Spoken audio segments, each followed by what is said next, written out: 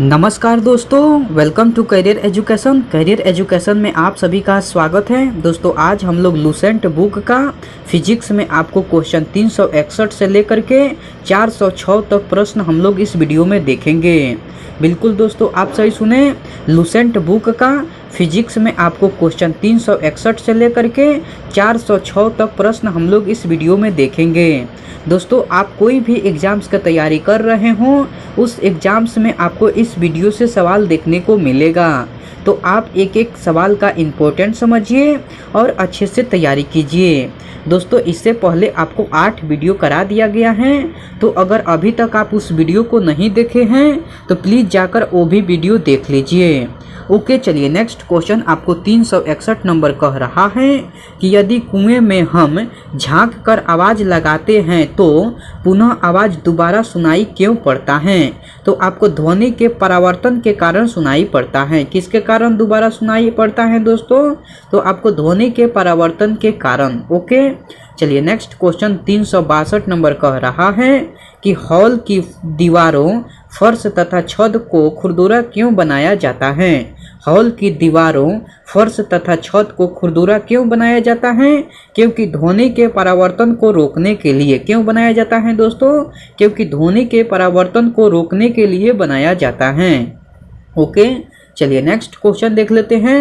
Next question आपको 363 number कह रहा है कि जब दो तरंगे किसी बिंदु पर एक ही कला यानी कि फेज में पहुंचती हैं तो वहां ध्वनि की तीव्रता अधिकतम होती है, तो वह कहलाता है, तो वह आपको समपोषी व्यतिकरण कहलाता है। तो वह क्या कहलाता है दोस्तों? तो वह आपको समपोषी व्यतिकरण कहलाता है।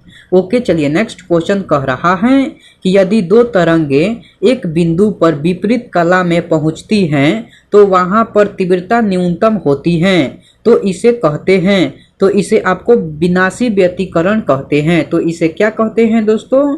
तो इसे आपको विनाशी व्यतिकरण कहते हैं। ओके चलिए, नेक्स्ट क्वेश्चन देख लेते हैं। दोस्तों मैं उम्मीद करता हूं कि क्वेश्चन आपको अच्छे से समझ में आ रहा है। दोस्तों अगर आपको वीडियो पसंद आती है तो इस वीडियो को लाइक कर दीजिए और कमेंट करके बताइए कि वीडियो आपको कैसे लगी। ओके चलिए, नेक्स्ट क्वेश्चन 365 नंबर कह रहा है कि 1 मीटर कोटि तरंग दैर्घ्य की ध्वनि इसी कोटि के अवरोध के सामने आती है तो वह किनारे से मुड़कर आगे बढ़ जाती है। इस परिघटना को कहते हैं, तो इस परिघटना को आपको ध्वनि का विवर्तन कहते हैं। तो इस परिघटना को क्या कहते हैं दोस्तों? तो आपको ध्वनि का विवर्तन कहते हैं। मैं यह क्वेश्चन फिर से रिपीट कर दे रहा हूँ। क्वेश्चन कह रहा है कि 1 मीटर कोटि तरंग दैर्घ्य की ध्वनि इसी कोटि के अवरोध के सामने आती है तो वह किनारे से मुड़कर आगे बढ़ जाती हैं। इस परिघटना को कहते हैं, तो ध्वनि का विवर्तन कहते हैं। इस परिघटना को क्या कहते हैं दोस्तों? तो आपको ध्वनि का विवर्तन कहते हैं। ओके चलिए, नेक्स्ट क्वेश्चन 366 नंबर कह रहा है कि किसी माध्यम में किसी पिंड की चाल उसी माध्यम में ताप एवं दाब की परिस्थिति में ध्वनि के चाल के अनुपात को कहते हैं, तो मैक संख्या कहते हैं। क्या कहते हैं दोस्तों? तो उसे मैक संख्या कहते हैं। ओके चलिए, नेक्स्ट क्वेश्चन कह रहा है कि यदि मैक संख्या 1 से अधिक हो तो पिंड की चाल क्या कहलाती है? यदि मैक संख्या 1 से अधिक हो तो पिंड की चाल क्या कहलाती है? तो आपको पाराध्वनिक कहलाती है। तो पिंड की चाल क्या कहलाती है? तो आपको पाराध्वनिक यानी कि सुपरसोनिक कहलाती है। ओके चलिए, नेक्स्ट क्वेश्चन देख लेते हैं। नेक्स्ट क्वेश्चन कह रहा है कि यदि मैक संख्या 5 से अधिक हो तो पिंड की चाल क्या कहलाती है? तो अति पाराध्वनिक कहलाती हैं। क्या कहलाती हैं दोस्तों? तो अति पाराध्वनिक कहलाती हैं। ओके चलिए, नेक्स्ट क्वेश्चन 369 नंबर कह रहा है कि सन 1939 ईस्वी में संयुक्त राष्ट्र अमेरिका का टैकोमा पुल किसके कारण क्षतिग्रस्त हो गया था? तो यांत्रिक अनुवाद के कारण क्षतिग्रस्त हो गया था। किसके कारण क्षतिग्रस्त हो गया था? तो यांत्रिक अनुवाद के कारण। ओके चलिए, नेक्स्ट क्वेश्चन देख लेते हैं। नेक्स्ट क्वेश्चन 370 नंबर कह रहा है कि किसके कारण रेडियो में कभी तीव्र एवं कभी मंद आवाज सुनाई देती है? तो ध्वनि का विवर्तन के कारण। किसके कारण सुनाई देती है दोस्तों? तो ध्वनि का व्यतिकरण के कारण सुनाई देती हैं। मैं यह क्वेश्चन फिर से रिपीट कर दे रहा हूँ। क्वेश्चन कह रहा है कि किसके कारण रेडियो में कभी तीव्र एवं कभी मंद आवाज सुनाई देती है? तो ध्वनि का विवर्तन के कारण सुनाई देती है। ओके, चलिए नेक्स्ट क्वेश्चन 371 नंबर कह रहा है कि मैक संख्या का उपयोग किसकी चाल निर्धारण में किया जाता है?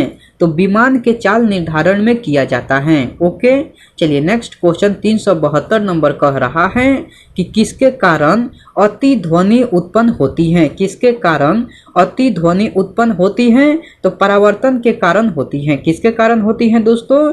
तो आपको परावर्तन के कारण। ओके, चलिए नेक्स्ट क्वेश्चन 373 नंबर कह रहा है कि ध्वनि तरंगे हैं। ध्वनि तरंगे हैं तो आपको प्रत्यस्थ तरंगे हैं। ध्वनि तरंगे हैं तो आपको प्रत्यस्थ तरंगे हैं। ओके, चलिए नेक्स्ट क्वेश्चन देख लेते हैं।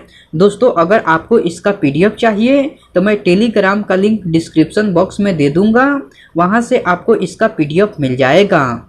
ओके, चलिए नेक्स्ट क्वेश्चन देख लेते हैं। नेक्स्ट क्वेश्चन 374 नंबर कह रहा है कि सिग्नल आवृत्ति के वाहक तरंग पर अध्यारोपण की प्रक्रिया को क्या कहा जाता है? तो आपको मॉड्यूलन कहा जाता है। मैं यह क्वेश्चन फिर से रिपीट कर दे रहा हूँ। क्वेश्चन कह रहा है कि सिग्नल आवृत्ति के वाहक तरंग पर अध्यारोपण की प्रक्रिया को कहा जाता है? तो आपको मॉड्यूलन कहा जाता है। क्या कहा जाता है दोस्तों? तो आपको मॉड्यूलन कहा जाता है। ओके, चलिए नेक्स्ट क्वेश्चन कह रहा है कि 3000 एम्पियर तरंग दैर्ध्य के प्रकाश तरंग की आवृत्ति कितनी होती है? तो 1 × 10⁻15 हर्ज होती है। कितनी होती हैं दोस्तों? तो 1 × 10⁻15 हर्ज होती हैं। ओके, चलिए नेक्स्ट क्वेश्चन 376 नंबर कह रहा है कि ध्वनि तरंगे कहाँ से होकर नहीं गुजरती हैं? ध्वनि तरंगे कहाँ से होकर नहीं गुजरती हैं? तो आपको निर्वात से होकर नहीं गुजरती हैं। कहाँ से होकर नहीं गुजरती हैं दोस्तों? तो आपको निर्वात से। ओके दोस्तों, चलिए नेक्स्ट क्वेश्चन देख लेते हैं। नेक्स्ट क्वेश्चन 377 नंबर कह रहा है कि दीर्घ रेडियो तरंगे पृथ्वी की किस सतह से परावर्तित होती हैं? तो आयन मंडल से परावर्तित होती हैं। किस मंडल से परावर्तित होती हैं दोस्तों? तो आयन मंडल से। ओके, चलिए नेक्स्ट क्वेश्चन 378 नंबर कह रहा है कि सोनोग्राफी में कौन सी तरंगे प्रयुक्त होती हैं? सोनोग्राफी में कौन सी तरंगे प्रयुक्त होती हैं? तो पराश्रव्य तरंगे प्रयुक्त होती हैं। ओके, चलिए नेक्स्ट क्वेश्चन कह रहा है कि ध्वनि का सुरीला होना किस पर निर्भर करता है? ध्वनि का सुरीला होना किस पर निर्भर करता है? तो ध्वनि के तारत्व पर निर्भर करता है। ध्वनि का सुरीला होना किस पर निर्भर करता है? तो ध्वनि के तारत्व पर निर्भर करता है। ओके, चलिए नेक्स्ट क्वेश्चन 380 नंबर कह रहा है कि सर्वाधिक ऊर्जा वाली तरंग कौन सी होती है? सर्वाधिक ऊर्जा वाली तरंग कौन सी होती है? तो दृश्य प्रकाश तरंगे होती हैं। कौन सी तरंग होती हैं दोस्तों?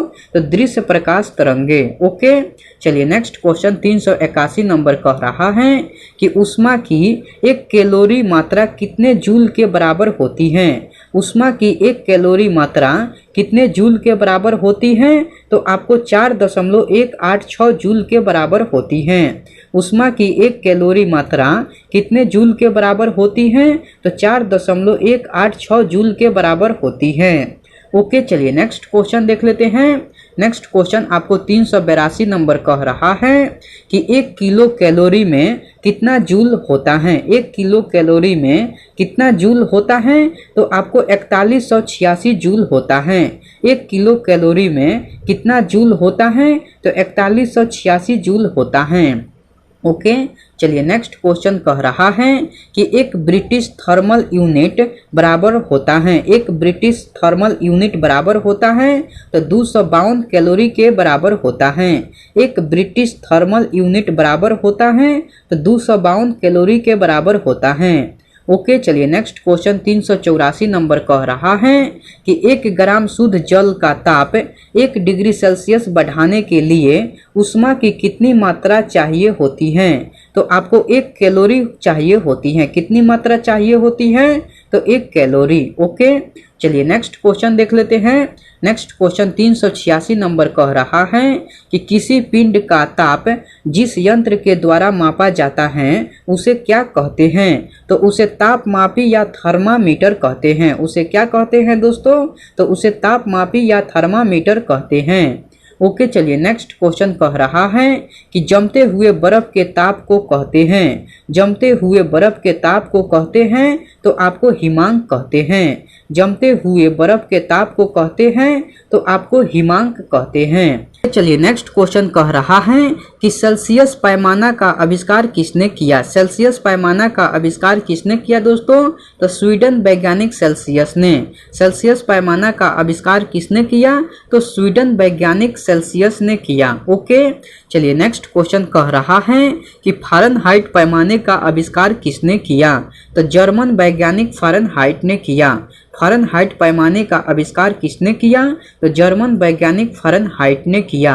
ओके, चलिए नेक्स्ट क्वेश्चन 390 नंबर कह रहा है कि पारा थर्मामीटर का आविष्कार किसने किया? पारा थर्मामीटर का आविष्कार किसने किया? तो फ़ारेनहाइट ने किया। पारा थर्मामीटर का आविष्कार किसने किया? तो फ़ारेनहाइट ने किया। ओके, चलिए नेक्स्ट क्वेश्चन देख लेते हैं। दोस्तों, मैं उम्मीद करता हूं कि क्वेश्चन आपको अच्छे से समझ में आ रहा है।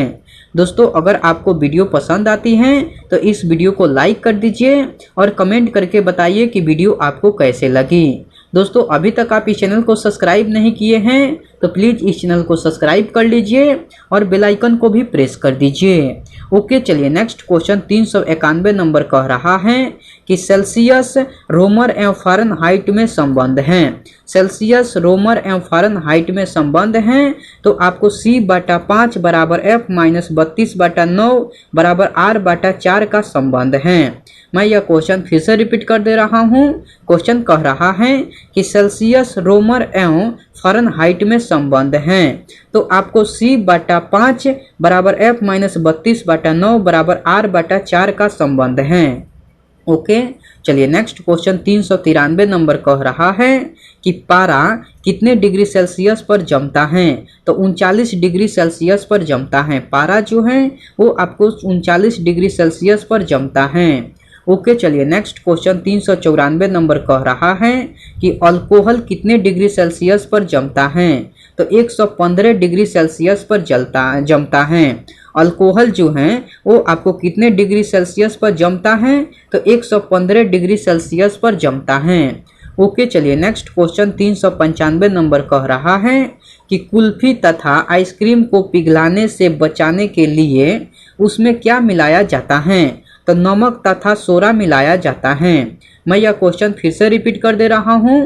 क्वेश्चन कह रहा है कि कुल्फी तथा आइसक्रीम को पिघलने से बचाने के लिए उसमें क्या मिलाया जाता है? तो नमक तथा सोडा मिलाया जाता है। ओके, चलिए नेक्स्ट क्वेश्चन 396 नंबर कह रहा है कि पारा थर्मामीटर द्वारा अधिकतम कितना ताप मापा जा सकता है? पारा थर्मामीटर द्वारा अधिकतम कितना ताप मापा जा सकता है? तो 30 डिग्री सेल्सियस से 350 डिग्री सेल्सियस तक मापा जा सकता है। पारा थर्मामीटर द्वारा अधिकतम कितना ताप मापा जा सकता है? तो आपको 30 डिग्री सेल्सियस से 350 डिग्री सेल्सियस तक मापा जा सकता है। ओके, चलिए नेक्स्ट क्वेश्चन देख लेते हैं। नेक्स्ट क्वेश्चन कह रहा है कि पारा थर्मामीटर का उपयोग कहाँ किया जाता है? पारा थर्मामीटर का उपयोग कहाँ किया जाता है? तो चिकित्सा के क्षेत्र में द्रवों का ताप मापने में। चिकित्सा के क्षेत्र में एवं द्रवों का ताप मापने में। ओके, चलिए नेक्स्ट क्वेश्चन देख लेते हैं। नेक्स्ट क्वेश्चन कह रहा है कि प्लेटिनम प्रतिरोध तापमापी का तापमापन परिसर क्या होता है? प्लेटिनम प्रतिरोध तापमापी का तापमापन परिसर क्या होता है? तो आपको 200 डिग्री सेल्सियस से 1200 डिग्री सेल्सियस होता है। क्या होता है दोस्तों? तो आपको 200 डिग्री सेल्सियस से 1200 डिग्री सेल्सियस होता है। ओके, चलिए नेक्स्ट क्वेश्चन देख लेते हैं। नेक्स्ट क्वेश्चन कह रहा है कि 800 डिग्री सेल्सियस से ऊंचे ताप का मापन पाइरोमीटर से करते हैं। किस पर आधारित है? तो यह आपको विकिरण पर आधारित है। मैं यह क्वेश्चन फिर से रिपीट कर दे रहा हूँ। क्वेश्चन कह रहा है कि 800 डिग्री सेल्सियस से ऊंचे तापमापन पाइरोमीटर से करते हैं। किस पर आधारित है? तो यह आपको विकिरण पर आधारित है। ओके दोस्तों, चलिए नेक्स्ट क्वेश्चन आपको 401 नंबर कह रहा है कि मानव शरीर का सामान्य ताप क्या होता है? तो 37 डिग्री सेल्सियस या 98.6 डिग्री फ़ारेनहाइट या 310 केल्विन होता है। क्या होता है दोस्तों? तो 37 डिग्री सेल्सियस या 98.6 डिग्री फ़ारेनहाइट या 310 केल्विन होता है। ओके, चलिए नेक्स्ट क्वेश्चन देख लेते हैं। नेक्स्ट क्वेश्चन 402 नंबर कह रहा है कि कमरे का सामान्य ताप क्या होता है? तो 27 डिग्री सेल्सियस या 80.6 डिग्री फ़ारेनहाइट होता है। कमरे का सामान्य ताप क्या होता है? तो 27 डिग्री सेल्सियस या 80.6 डिग्री फ़ारेनहाइट होता है। ओके, चलिए नेक्स्ट क्वेश्चन 403 नंबर कह रहा है कि सूर्य का ताप किससे मापा जाता है? सूर्य का ताप किससे मापा जाता है? तो आपको पायरोमीटर से मापा जाता है। सूर्य का ताप किससे मापा जाता है? तो पायरोमीटर से मापा जाता है। ओके, चलिए नेक्स्ट क्वेश्चन 404 नंबर कह रहा है कि विशिष्ट ऊष्माधारिता का एसआई मात्रक क्या है? विशिष्ट ऊष्माधारिता का एसआई मात्रक क्या है दोस्तों? तो आपको जूल पर किलोग्राम केल्विन होता है। विशिष्ट ऊष्माधारिता का एसआई मात्रक क्या है? तो जूल पर किलोग्राम केल्विन है। ओके, चलिए नेक्स्ट क्वेश्चन कह रहा है कि सबसे अधिक ऊष्माधारिता किसकी होती है? सबसे अधिक ऊष्माधारिता किसकी होती है? तो आपको जल की होती है। किसकी होती है दोस्तों? तो आपको जल की होती है। ओके, चलिए नेक्स्ट क्वेश्चन 406 नंबर कह रहा है कि संगमरमर की ऊष्माधारिता कितनी होती है? संगमरमर की ऊष्माधारिता कितनी होती है? तो आपको 900 जूल पर केजी पर केल्विन होती है। संगमरमर की ऊष्माधारिता कितनी होती है? तो 900 जूल पर केजी पर केल्विन होती है। ओके दोस्तों, आज का वीडियो में इतना ही सवाल रहा। जो क्वेश्चन बच गया है आपको नेक्स्ट वीडियो में करा दिया जाएगा। ओके, मैं आपसे नेक्स्ट वीडियो में मिलता हूँ। तब तक के लिए टेक केयर दोस्तों एंड बाय।